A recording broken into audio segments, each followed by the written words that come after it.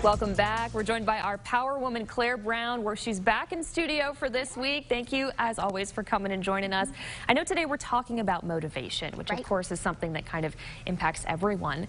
So first of all, when we're talking about motivation, how do we get ourselves motivated, and why is that so important? Well, I think it's so important because, first of all, we all want our children to do chores. What motivates them to do that?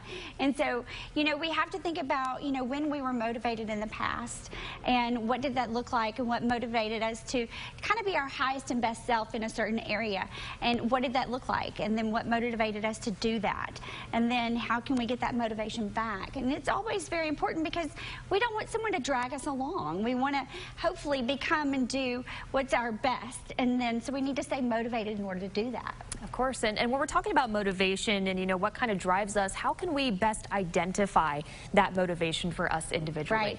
Right. Identifying it is the key, and it's not simple. So asking a series of questions to, like I said, going back to a time when you were your most motivated, you were your highest and best self as far as physical fitness or success in your job or whatever it may be, your best relationship that you had, and what was it? What was the key secret sauce there? And so what motivated you to do it? What was the driver that caused you to go work out all the time or to talk to your spouse? Or what was it that motivated you to go to work, your feet hit the floor every morning, that made you want to be there?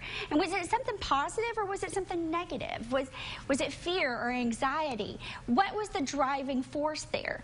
And so typically if we look at it, most of the time it's a negative. And what we really want is we want a positive to motivate us. And so then how can you incorporate the positive attitudes in order to motivate you? And that's what will sustain that motivation. And that's what holds most of us back, is we're motivated by the negative. I don't want to be overweight. I don't want to be unsuccessful. I don't want to have a broken marriage. Well, that's not it.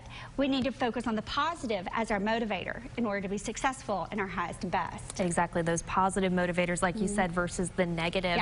And it seems like, motivation is such a big thing for everyone. So why is it so important for us to better understand this? Well, it's better to understand. I mean, hopefully if we don't understand our motivation, then we won't succeed to reach the goals and our happiness that we choose.